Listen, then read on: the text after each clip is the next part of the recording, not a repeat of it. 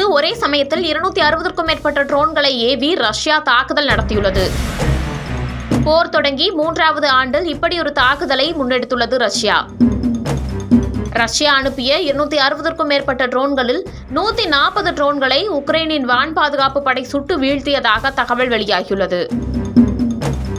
நாட்டோவில் உறுப்பினராக வேண்டுமென உக்ரைன் விரும்பியது. ஆனால் இதற்கு ரஷ்யா மறுப்பு தெரிவித்த நிலையில் கடந்த 2022ஆம் ஆண்டு உக்ரைன் மீது ரஷ்யா தாக்குதலை தொடங்கியது. இதனை அடுத்து 2 நாடுகளுக்கும் இடையே கடந்த 3 ஆண்டு காலமாக போர் நடைபெற்று வருகிறது.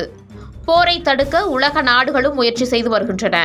2022ஆம் ஆண்டு பிப்ரவரி 24 தொடங்கிய போர் 3 ஆண்டு காலமாக நடைபெற்று வரும் நிலையில் தற்போது ரஷ்யா மீண்டும் உக்ரைன் மீது பயங்கர தாக்குதலை நடத்தியுள்ளது. அதாவது ரஷ்யா உக்ரைனை மிகப்பெரிய ஒற்றை ட்ரோன் தாக்குதலால் தாக்கியுள்ளது. 267 ரஷ்ய ட்ரோன்கள் ஒரே நேரத்தில் ஏவப்பட்டு தாக்குதல் நடைபெற்றதாக உக்ரைனின் விமானப்படை அதிகாரிகள் தகவல் தெரிவிக்கின்றனர்.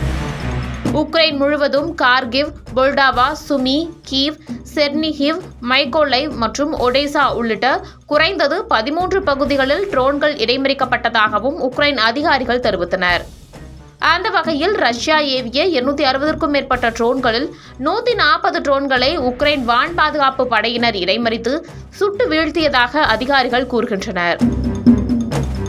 உக்ரைன் அதிபர் ஜெலன்ஸ்கி ஞாயிற்றுக்கிழமை இதுகுறித்து பேசியபோது ரஷ்யா ஒரே இரவில் 200க்கும் மேற்பட்ட ட்ரோன்களை ஏவியதாகவும் இது போரின் மிகப்பெரிய தாக்குதல் என்றும் கூறினார்.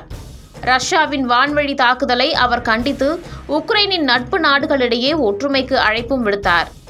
ரஷ்யா மற்றும் உக்ரைன் இடையே போர் தொடங்கியதில் இருந்து நடத்தப்பட்ட தாக்குதலில் இது பயங்கரமான தாக்குதல் எனவும் கூறப்படுகிறது.